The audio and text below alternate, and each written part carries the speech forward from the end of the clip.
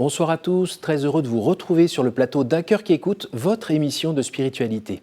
Ce soir, nous avons un beau cadeau, nous avons la présence de Clémentine Leguerne. Bonsoir Clémentine. Bonsoir Cyril. Alors vous avez écrit avec Marie-Axelle Clermont et Camille Canard un livre qui s'appelle « À la vie, à l'amour, vivre après la mort d'un enfant », paru aux éditions de l'Emmanuel. Donc un livre coécrit et qui est assez costaud, assez dense. On va en parler dans quelques instants. Mais juste avant, comme tous les invités de cette émission, je vous invite à nous lire un extrait de texte de votre choix. Alors j'ai choisi Des pas sur le sable de Mary Stevenson. Une nuit, j'ai eu un songe.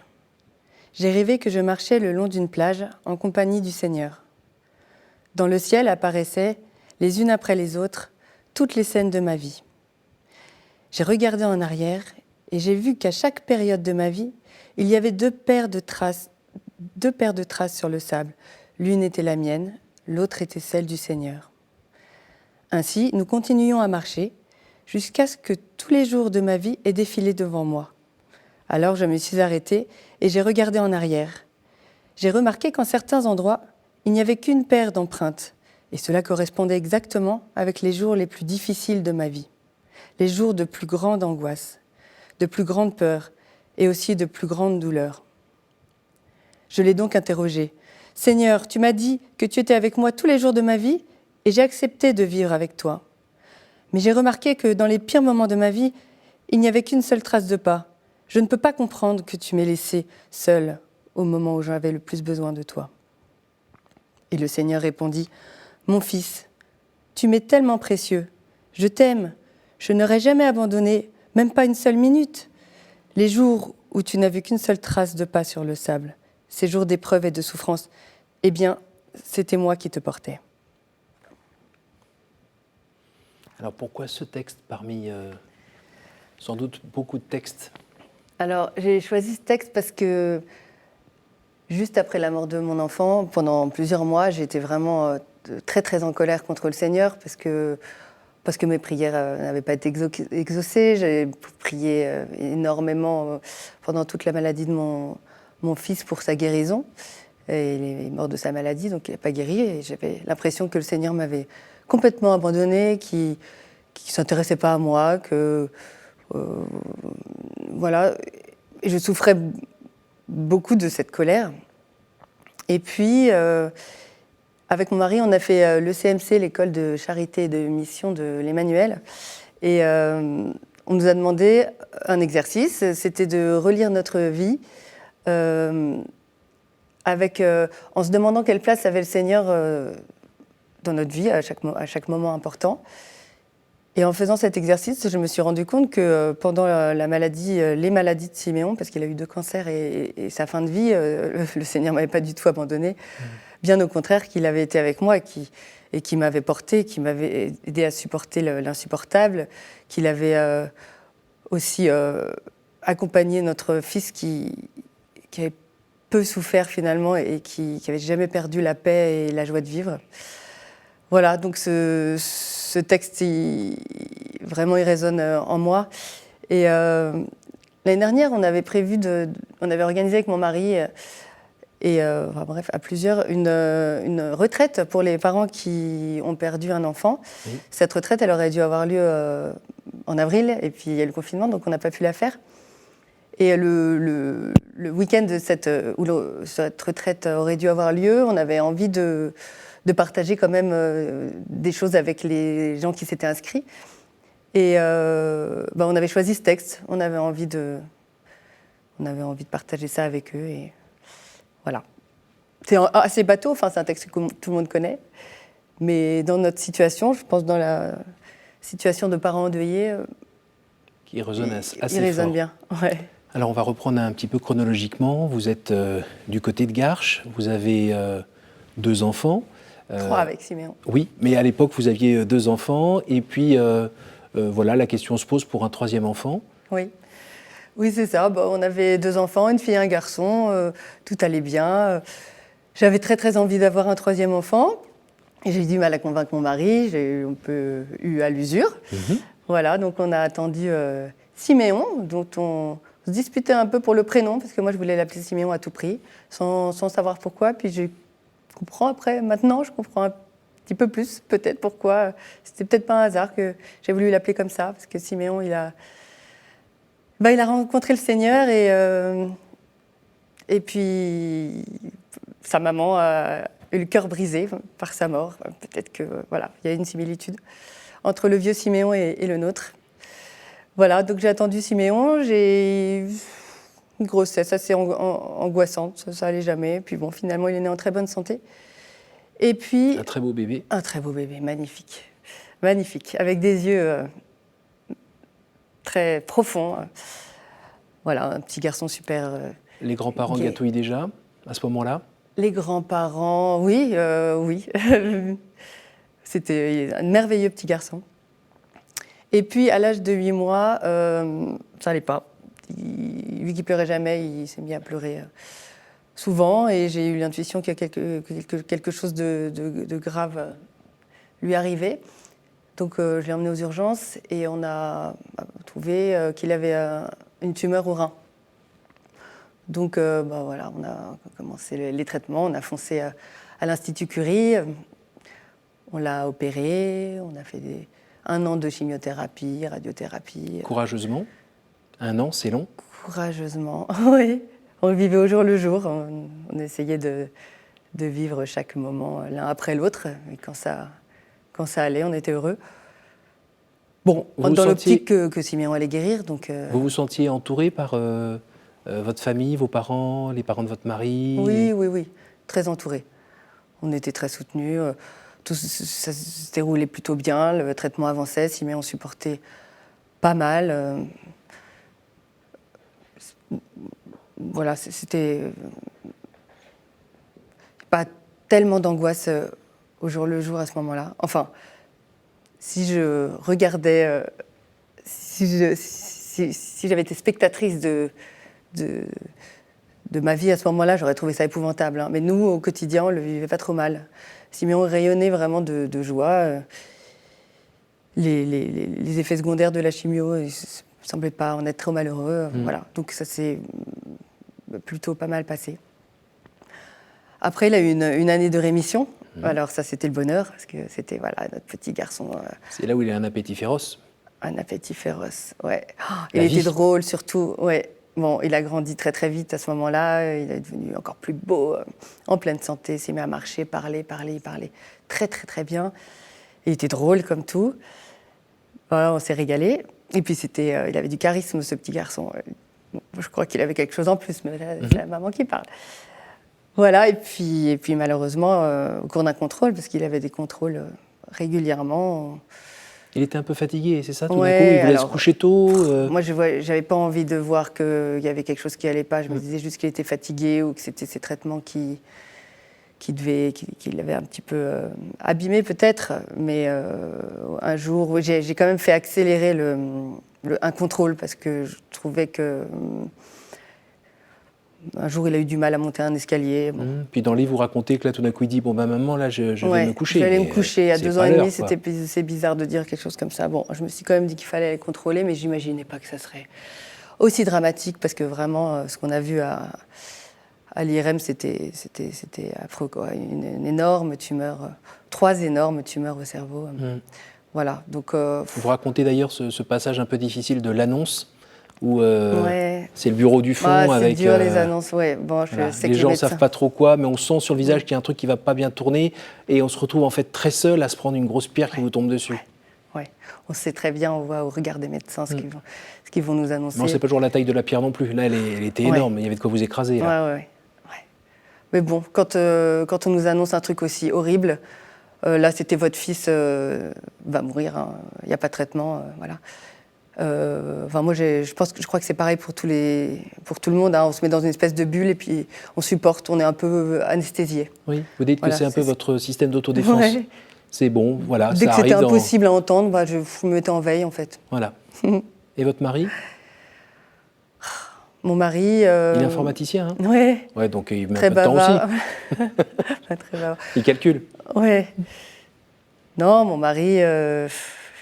il s'exprimait pas trop, il se disait que son rôle à lui, c'était d'être fort et et de nous soutenir. Donc, en tout cas, il n'a pas fait part de ses états d'âme à ce moment-là. Il y a aussi les deux aînés qui sont là. Et il ne faut pas non plus tout donner aux petits garçons, il faut aussi donner aux deux plus grands. Mais vous dites que ça leur a permis de leur ouvrir les yeux sur l'autre, sur la différence, sur la faiblesse. C'est sûr que ça les enrichit, ses frères et sœurs. Et donc là, ça va aller assez vite quand même, à partir du moment où on détecte cette tumeur? Non, alors pas aussi vite que les médecins l'avaient annoncé. Les médecins avaient dit 2-3 semaines.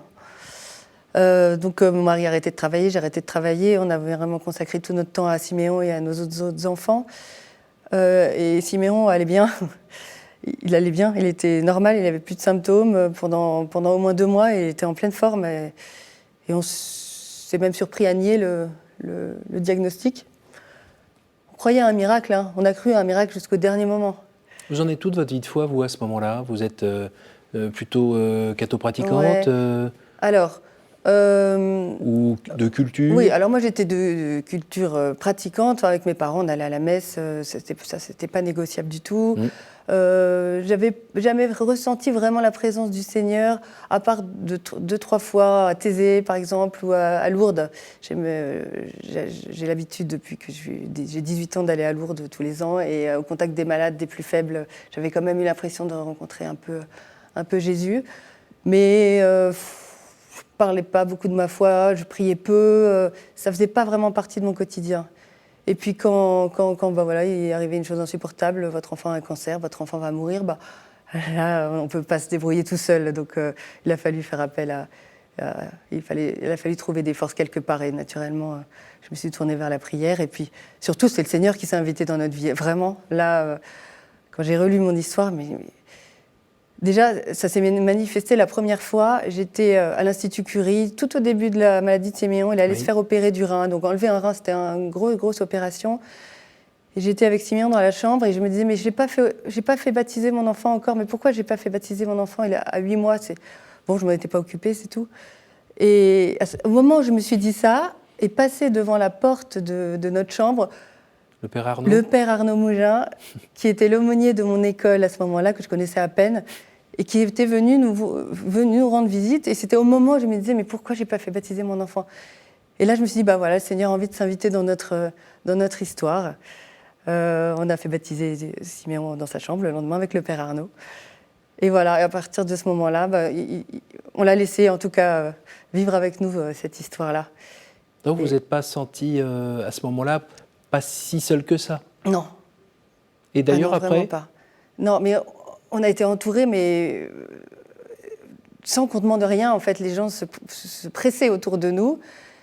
Et c'était toujours des gens qui nous faisaient du bien. Enfin, parfois, on a envie, peut-être dans cette situation-là, on a envie d'avoir la paix, ou il y a des maladresses qui nous encombrent. Et non, et on a eu que des gens, sont venus à nous que des gens qui nous ont fait énormément de bien. Alors vous êtes enseignante, oui. Donc confrontée tout le temps à des enfants. Oui. Ça complique un peu, ça a compliqué un petit peu cette expérience difficile avec votre enfant? Un petit peu l'année dernière, c'était un peu particulier parce que les élèves que j'avais avaient l'âge de Siméon. Donc oui, c'était un peu bizarre, j'avais l'impression de voir Siméon dans l'un ou dans l'autre. Je me disais tout le temps que il aurait pu être dans cette classe, que voilà, il aurait réagi comme ci, comme ça. Puis je me demandais comment il aurait été comme écolier. Bon, c'était un peu spécial, mais non, moi je suis très heureuse de travailler avec des enfants parce que j'aime énormément la compagnie des enfants. Et puis je suis très maternelle, c'est ce que j'aime le plus, c'est ça, c'est être maman, c'est m'occuper d'enfants. Et là, j'ai la chance de pouvoir le faire, même si j'ai plus mon petit bonhomme, j'ai encore des jeunes enfants avec moi toute la journée. Donc non, au contraire, j'ai beaucoup de chance. Et puis des enfants, c'est joyeux, c'est plein de vie, et c'est ce dont on a besoin. Et alors, petit à petit, votre fils, vous l'avez accompagné, donc pas 2-3 semaines comme c'était prévu, mais plus longtemps, 5 mois. Ça a été l'occasion de vous rapprocher de votre mari et davantage encore ou pas? Oui, c'était là vraiment, pour notre couple, ça a été à ce moment-là hyper riche parce qu'on avait tous les deux arrêté de travailler, donc on s'occupait de notre petit garçon. Et on vivait les choses exactement en même temps, c'est-à-dire que on avait les mêmes inquiétudes en même temps, les mêmes joies en même temps, on était vraiment en symbiose totale, et tout ce qu'on ressentait, c'était en fonction de l'état de Siméon du moment. Donc ça a été super, très très riche pour nous, puis heureusement qu'on était ensemble, parce que c'est quand même très éprouvant. Quand vous racontez, Il n'y a pas d'artifice, hein. Vous racontez juste tout simplement les faits en suivant le calendrier, là. Et on a l'impression à un moment que ça s'éteint, qu'il y a des parties du gamin qui s'éteignent les unes après les autres. Ouais. Et Ouais. c'est... Oui, bah c'est vrai que Siméon, comme il avait des tumeurs au cerveau, il s'est effectivement, tout ce qu'il avait appris, il l'a désappris. Donc il a arrêté de marcher en premier. Et puis, il ne pouvait plus tenir sa tête, il ne pouvait plus sucer son pouce. Ça a été très, très dur. Et à chaque renoncement physique qu'il a dû faire, il les a acceptés tout de suite. C'était incroyable. La vue? La vue. La vue, quelle angoisse quand on imagine ça, perdre la vue. Pour un enfant de 2 ans et demi qui n'a rien demandé. Voilà, on a juste remarqué qu'il avait perdu la vue, mais il n'était pas plus angoissé que ça. Il était quand même souriant, il était quand même heureux. Et nous, on l'a bien vécu. Bizarre quand on... Et tout ça se termine avec la fin humaine du petit garçon. Voilà. Il a fini par tomber dans le coma. On ne s'est même pas aperçu qu'il était dans le coma. Pour nous, il était toujours là. Du côté de Versailles, ça, vous racontez, vous étiez en visite. Quand il était dans le coma, on est allé visiter le château de Versailles avec ses frères et sœurs et ses cousins. Et nous, on n'avait pas juste pas compris, ou notre cerveau n'avait pas été capable de... Et donc ça s'est fait finalement comme un petit papillon qui s'envole. Voilà, il a vécu une vie d'enfant jusqu'au dernier moment. Et ce qui est vraiment très beau, avec ses cousins, avec en entendant les rires des cousins, la voix rassurante de maman. Ouais. Une chose que j'ai envie de dire, c'est que Siméon, il avait perdu toutes ses facultés à la fin. C'est-à-dire que vraiment, il était dans mes bras, il ne pouvait même plus tenir assis, plus parler, plus rien. Mais il embrassait, il faisait des bisous tout le temps. Il pouvait encore faire ça. Et je me dis qu'il avait tout perdu sauf l'amour. Il n'y avait plus que l'amour. Ça m'émeut quand je repense à ça. Je trouve ça tellement magnifique. Alors dites-moi, le bon Dieu, à un moment, vous avez quand même, dit, mais hey, oh, qu'est-ce que tu m'envoies là ? C'est quoi ce truc ? Pourquoi nous ? Qu'est-ce que c'est que ça ? Nous, on s'attendait à un miracle jusqu'au dernier moment. Il est mort le jeudi saint. Nous, on s'est dit à Pâques, il va guérir. Bon, et puis il est mort. Oui, vous êtes allé faire un tour aussi, je crois, à Saint-Nicolas-des-Champs à Paris. Ah oui, ça on a fait toutes les semaines, j'allais à Saint-Nicolas-des-Champs avec Siméon en poussette, même au moment où il ne tenait plus assis et tout. Là où il y a le Saint-Sacrement qui fait le tour, qui s'arrête sur les gens. Il y a des moments vraiment... Et puis Siméon a pu toucher le Saint-Sacrement aussi. Ça. Ouais. On a vécu des très très beaux moments et des moments où j'ai vraiment cru qu'il y avait un miracle pour lui. Il est allé à Lourdes 2 fois aussi. Il a reçu la confirmation à Lourdes. Oui. Là aussi, j'ai cru qu'il était guéri. Bon. Est-ce qu'il y a eu un sentiment à un moment d'avoir été un peu floué ? Ah bah complètement. Qu'est-ce que c'est que cette histoire ? Il y a le monde entier qui a prié pour nous. Il y a eu des chaînes de prière incroyables, des veillées de prière. Siméon a reçu la confirmation, le sacrement des malades, la communion. Qu'est-ce qui se passe là ? Pourquoi ? Qu'est-ce qu'on n'a pas fait ? Qu'est-ce qu'on n'a pas coché ? Mais qu'est-ce qui manque ? Enfin, pourquoi le Seigneur se désintéresse à ce point de nous ? Puisque des miracles, il en existe, pourquoi pas dans nous ? l'Évangile, il faut crier, il faut hurler. On l'a dans les psaumes aussi. Vous l'avez fait ? On l'a bien fait. Et alors, c'est quoi la réponse aujourd'hui, la vôtre ? J'ai pas de réponse. Et comment on vit sans cette réponse ? J'attends j'aurais pas sur la terre cette réponse, ça je crois que j'ai bien compris. J'attends de retrouver Siméon, puis le Seigneur, de le voir pour de vrai, là, et de le reprendre dans vos bras. Ouais. En tout cas, maintenant que j'ai relu mon histoire et que j'ai vu que le Seigneur était avec nous, vraiment, pendant les pires moments, je suis moins en colère. Bon, je suis qu'une simple humaine, c'est normal que je ne comprenne pas tous ces mystères-là. Alors, il y a votre mari qui a quand même fait des grands pas dans la foi. Ouais. Il a lâché un petit peu ses algorithmes. Ouais, mon mari n'était pas du tout croyant avant tout ça. Il a été super ouvert pendant la maladie de Siméon parce qu'il est venu à toutes les prières, tous les sacrements, évidemment. Il a accepté que Siméon les reçoive et puis il a vécu ça avec tout son cœur et ça l'a beaucoup ému. Et on a fait de tellement belles rencontres par des gens qui étaient très, très habités. Ils nous ont apporté tellement que ça l'a un peu ébranlé. Ils se demandaient, mais où est-ce qu'ils trouvent leur force ? Où est la source ? Et puis limite, c'est pas leurs affaires directes, c'est pas leur propre enfant. C'est ça, c'est pas des gens qu'on connaissait très bien. Pourquoi ils passent autant de temps à s'occuper de nous et à s'intéresser à nous et limite à nous aimer, quoi. Oui, c'est ça. Des gens qui sont vraiment tombés du ciel, on les connaissait mal. Hein. Bon, ça l'a ébranlé, puis il s'est mis à s'intéresser à ça. Puis il avait tellement envie aussi de comprendre ce que ça pouvait être la vie éternelle. Enfin, quand on a un enfant qui meurt, forcément on a envie de s'intéresser à ça. Et voilà, et il s'est converti. Il s'est converti quelques mois après c'est un beau fruit, ça. La mort de Siméon. Siméon a déjà commencé à travailler, alors. Ouais. Et puis pour nous, ça a été enfin, quel cadeau, parce que pouvoir vivre ça, le deuil de notre enfant en étant tourné vers l'espérance, vers la lumière. Tous les deux, main Ouais, dans la main, cœur tous à les cœur, deux, ouais. avec les deux aînés. Ouais. Ouais. On a eu besoin de cheminer ensemble. Là, maintenant, c'est lui qui me tire, parce que comme il est fraîchement converti, il est... Voilà, c'est très... Dimanche, ça ne se discute pas, c'est pas non. négociable. Non. Non, mais je l'admire beaucoup C'est pas un pour Pélé ça. chaque année quand même, non? Bien sûr, beaucoup plus d'un Pélé aïe, chaque aïe. année. Ah non, mais dès qu'on peut, on y va. On a besoin de se nourrir de ça. Moi, j'en veux au Seigneur, mais j'ai quand même besoin de lui. J'en veux encore au Seigneur. Oui. J'ai quand même besoin de lui, parce que je sais que mon fils est à côté avec lui, et il est dans la vie éternelle. Donc c'est un peu je t'aime moi non plus. Je t'en veux, et je t'en voudrais toujours, je pense un peu.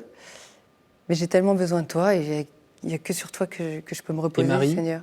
Et Marie, parce que Marie... Marie, comment a été la relation avec la Sainte Vierge, donc que vous connaissiez par le biais de Lourdes depuis de nombreuses années? Ouais. Donc Alors, Marie, la maman, elle sait ce que c'est d'avoir un enfant, Ouais. puis elle a vu son fils sur la croix, elle aussi. Ouais, c'est ça. Alors, quand Siméon venait de mourir, quelqu'un m'a dit, je ne sais plus qui, j'étais, évidemment, on était à son chevet, je pleurais. Quelqu'un m'a dit, confie-le à Marie, c'est elle maintenant sa maman.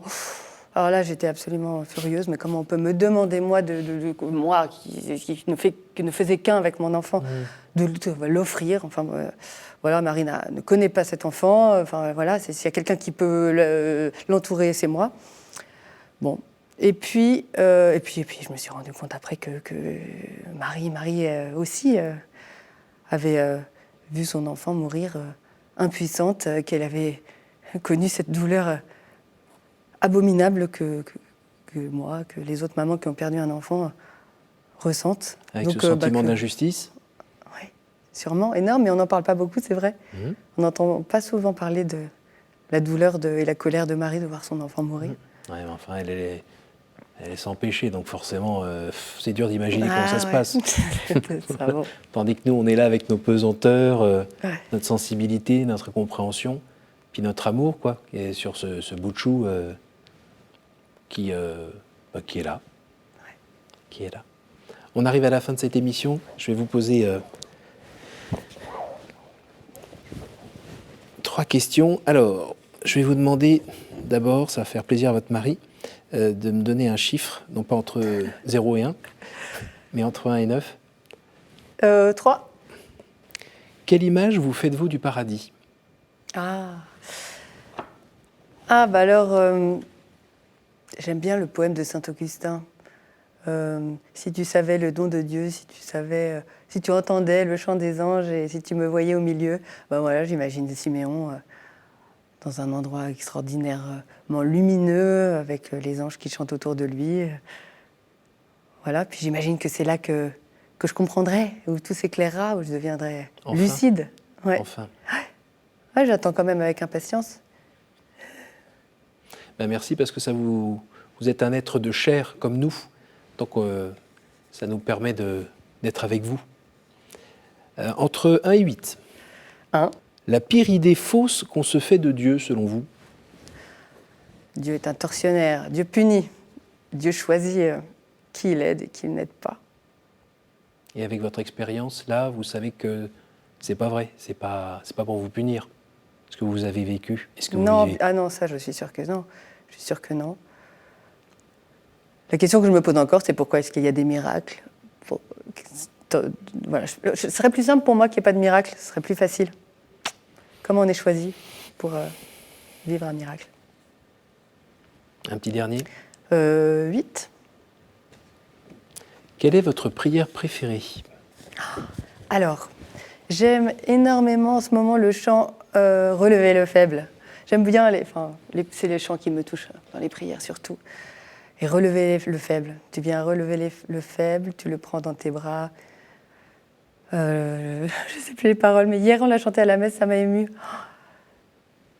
Tu le consoles ici-bas, entends le cri de ma prière, console-moi. Voilà, je trouve ça magnifique.